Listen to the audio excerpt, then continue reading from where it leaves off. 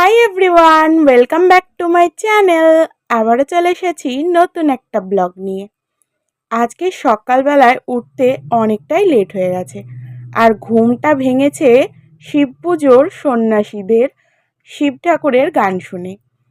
যাই হোক, ঘুম থেকে উঠেই ঠাকুরের গান শুনে মনটা তো খুবই ভালো হয়ে গেছে। তারপরে আমি চলে এসেছি রান্নাঘরে একটু গরম গরম চা বানানোর জন্য। বললাম না আগেই যে আমার উঠতে আজকে অনেকটা লেট হয়ে গেছে, বাইরে কতটা রৌদ্র হয়ে গেছে দেখো।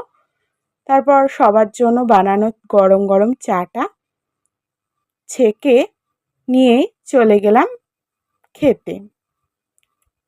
মাদের অলরেডি একবার চা খাওয়া হয়ে গেছে, আর এখন আমি আর দিদি যেহেতু চা খাবো, তো ওদের জন্য একটু চা বানালাম।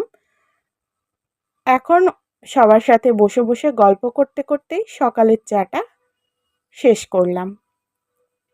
চা খাওয়ার পরে মা বলল যে আজকে সকালের খাবারের জন্য একটু ভেজ ডালিয়া বানাতে।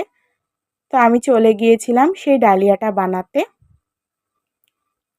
সাধারণত আমি তেমন একটা রান্নাবান্না করি না, তবে কয়েকটা ছোটোখাটো জিনিসপত্র যেগুলো আমি পারি আর কি, সেগুলো যখন হয় তখন আমি একটু টুকটাক মাকে হেল্প করে দিই।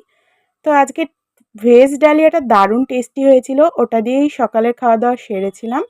খাওয়া দাওয়া করার পর গিয়ে স্নান করে নিয়েছিলাম। আর এই যে মাথা মোছা, এত বড় হয়ে গিয়েও আমি আজ পর্যন্ত ঠিকভাবে মাথা মোছাটাই শিখলাম না। তার জন্য যে আমার এই চুলের অবস্থাটা কি বেহাল হয়েছে সেটা শুধু আমিই জানি। আর কিছুদিন পর হয়তো টাকলা হতে বেশি দিন লাগবে না। চলো তোমাদেরকে দেখায়। আমাদের বাড়িতে তো কত রকমের গাছ রয়েছে, তবে এই ফুলটা যে আমার এতটা পছন্দ, আর এই গাছটা কিন্তু আমি নিজে হাতে এনে লাগিয়েছিলাম। আর যখন এই গাছটাতে ফুল হয় না, আমার তো অসম্ভব সুন্দর লাগে সেটা দেখতে। আর এই ছোট ছোট গাছগুলো এখন একদমই যত্নই করা হয় না, তাই জন্য একদম কেমন হয়ে গেছে। কিছুদিন পর এই গাছগুলোতেও কিন্তু খুব সুন্দর সুন্দর ছোট ছোট ফুল আসবে। তারপর দুপুরবেলায় আমি এখানে একটু আমার জন্য ডিমের অমলেট বানাচ্ছিলাম, কারণ আজকে রান্না হয়েছে মাছ, আর আমি ছোট মাছগুলো তেমন একটা পছন্দ করি না। তাই মা বলল যে আমার জন্য একটা ডিমের অমলেট বানাতে। অমলেটটা বানিয়ে নিলাম। আর অনেকটা লেট হয়ে গেছে মারও স্নান করতে, সেই জন্য দিদি আর দিদা আগেই খাবার খেয়ে নিয়েছে। তো আমি ফটাফট অমলেটটা ভেজে নিয়ে এসে আমার আর মায়ের খাবারটা বেড়ে নিলাম। আজ দুপুরের খাবারে ছিল তেলাপিয়া মাছের সর্ষে ভাপা, তার সাথে মোচার ঘন্ট, আর ছিল লাল শাক। আর আমি যেহেতু ছোট মাছ খাই না, সেই জন্য আমার জন্য একটা অমলেট বানিয়েছিলাম। সেই দিয়ে আমি আর মা দুপুরবেলার খাওয়া দাওয়া সেরেছিলাম। আর আজকে দুপুরের খাওয়া খেতেও আমার আর মায়ের অনেকটাই লেট হয়ে গেছিল। কথায় আছে না যে সকালে ঘুম থেকে উঠতে একটু যদি লেট হয় না, তো সকাল থেকে সব কিছুই লেট হয়ে যায়। খাওয়া দাওয়া করে এসে বসতেই আমার ঘরের জানলা দিয়ে এত সুন্দর একটা রৌদ্র এসে গায়ে লাগছে না, বেশ ভালো লাগছে। তারপরে চলে এসেছিল শিব পুজোর সব সন্ন্যাসীরা।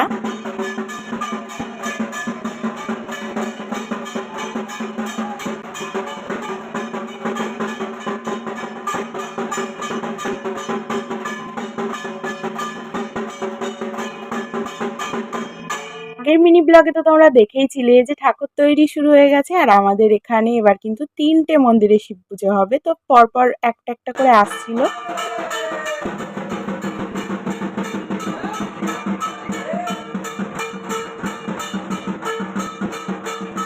আগের মিনি ব্লগে তো তোমাদেরকে বলেইছিলাম যে আর শিব পুজোর হাতে গোনা কয়েকদিন বাকি, আর ঠাকুর তৈরিও শুরু হয়ে গেছে।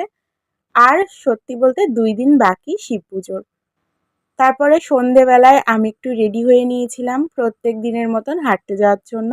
আজকে দিদি ছিল না, সেই কারণে আমি আর মা গিয়েছিলাম হাঁটতে। আর হেঁটে যাওয়ার সময় চাঁদটা যে আমাদের সাথে চলে যাচ্ছে, সেটা দেখে আমার সেই ছোটবেলার কথা মনে পড়ে যাচ্ছিল। আমি ছোটবেলায় মাকে বলতাম, মা দেখো আমাদের সাথে না চাঁদটাও চলে চলে যাচ্ছে। আর এই যে দেখো প্যান্ডেলও করা হয়ে গেছে, বললামই আর 2 দিন বাকি শিব পুজোর। আর ঠাকুর তৈরির কাজও প্রায় শেষের দিকেই। আমি আর মা দুজন মিলে হাঁটতে হাঁটতে চলে আসলাম বাড়িতে। বাড়ি এসেই আমি এখানে ফ্যান চালিয়ে বসে পড়েছি একটু হাওয়া খাওয়ার জন্য। আজকের ব্লগটা এখানেই শেষ করছি। ভালো লাগলে সাবস্ক্রাইব করো। টাটা।